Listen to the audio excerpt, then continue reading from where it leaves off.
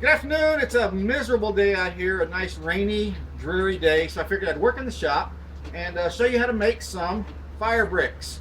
Very basic, very simple. So come on inside. Let's take a look. Got the wood stove going. Fire is nice and hot. Close that up. Got my pan sitting on top here. We're going to melt down a bunch of old candles. Turn them back into liquid. Take anything, just any old candles, break them up, put them in there, and just let them melt on top of the stove. Once we get this down to some liquid, we'll mix it with some sawdust. There's some basic things you need to make these fire bricks. They're made of wax, and you can use any kind of recyclable wax you have, any kind of old votive candles that are all used up, or any big block candles that you don't use anymore. You can bust them up and melt them down. Second thing you'll need is some sawdust. That's basically it. What I've got here is I moved my pan over to a little hot plate because it melted the wax a lot quicker than my iron stove did. So I've got about half a gallon of melted down candle wax at the moment. And it's nice and hot. Be very careful when you handle this because it will scorch you. And we're going to mix that into our sawdust. Alright, so now we're ready to mix up our sawdust and our wax. Because I have a wood shop, I have lots of sawdust. And I kept throwing it away until I figured out things I could do with it. One of them is these fire bricks. If you need sawdust, let me know. I have bags of it. So just let me know.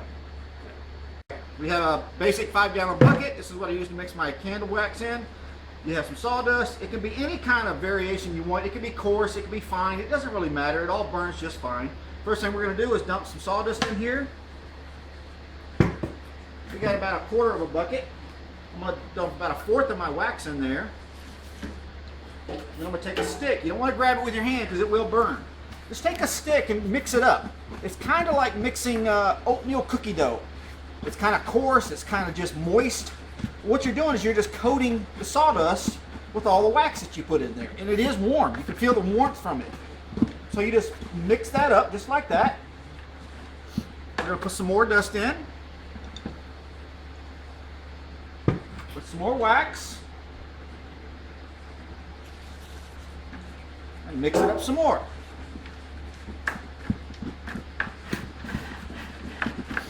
All you're really doing is coating the sawdust with the wax. And it happens really fast. It just, the sawdust just wicks up the wax really quick. So it absorbs it anyways. So you get this nice, warm, kind of mush. A little bit more. And we'll put the rest of our wax.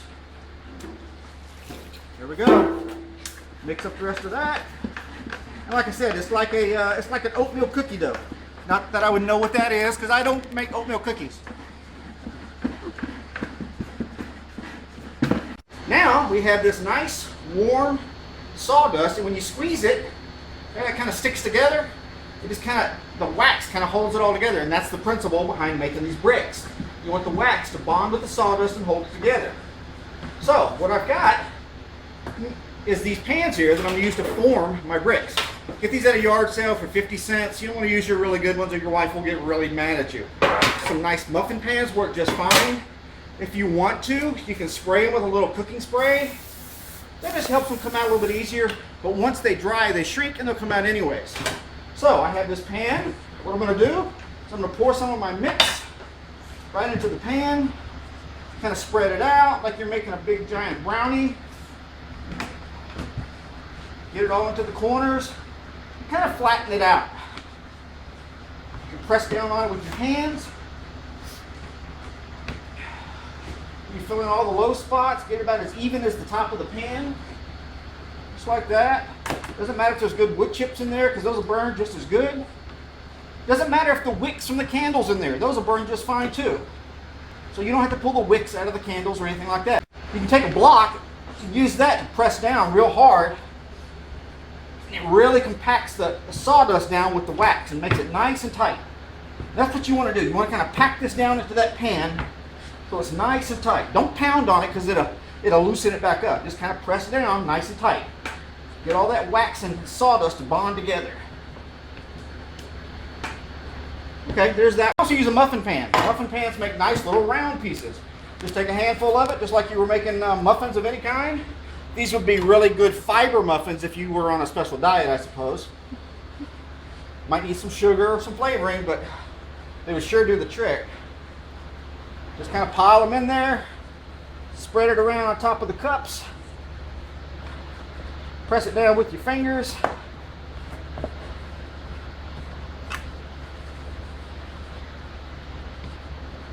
The key is to get it nice and compacted, because if it's too loose, it'll just break apart. When you try to use them, they'll just crumble in your hand. So you want to make sure it's good and tight. Make sure you fill in the cups real good. Kind of give it even with the top of the pan. If you have to, add some more. And just keep packing it down in there. There's a piece of a wick. You can throw that away. That's the metal retainer on the bottom of them. You don't really want that in your fire. You can take the top of your cooking spray thing and use that to really press them down in there. Once you get it all in with your fingers, give it a real good hard press with a glass or the top of this can or anything you have that will fit into the cup. What that does is it really packs it down in there, makes them nice and tight. That's what you want. Alright, we pour off the excess. Now we have some that are ready to cool. Once they're cool, they'll pop right out of there. So we got our cakes all set up. I actually set them in the fridge for just a little bit to speed up the cooling process. You can just let them at room temperature for about a couple hours, but in the fridge it takes about 20 minutes. So here's our pans. Here's our muffin type. You can see, just like that, they come right out. Now you have a nice little wood cake that's ready to burn. Now this guy, big sheet of it, comes out just like that. Cut. This big slab piece, you can break it up into little hunks.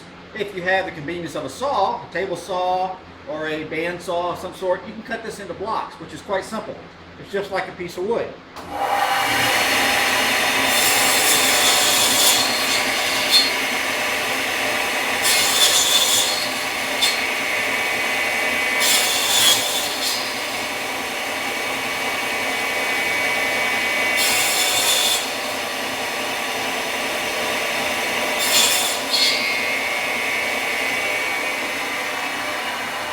I usually like to cut them up in about 3 by 3 pieces. It's about a ½ inch to an inch thick, depending on how much you press down. But it's the perfect size for a fire starter. Now that you have your fire starter, you can take these, you can wrap them up in some wax paper, you can put them in a baggie. They're made of wood and they're coated in wax and they're impregnated with wax. So they float, they can't get wet. If they fall into the water, you simply shake them off because the wood can't get wet. It's got wax in it. So it keeps them where they are always able to burn. Give it a simple light. One this size will last about an hour. I use these in my fireplace. They're great for camping, emergency situations, you know, if you're a survivalist of some sort. But once you get it started, it can't do anything but burn because it's just wood fiber and wax. And it's the perfect thing for starting fires. Like I said, one of these in my fireplace and I've got it going with a set of logs in 20 minutes. That's all there is to it. Once again, easy. If you need some sawdust, let me know. You got a bunch of candles, I'm sure, sitting around your house that you don't use. Melt them down, get some sawdust, make some of these guys. It's a lot quicker, a lot cheaper than buying the big logs from the store. Once again, welcome to Sappy Woodworks. Hope you enjoyed the video. Thank you.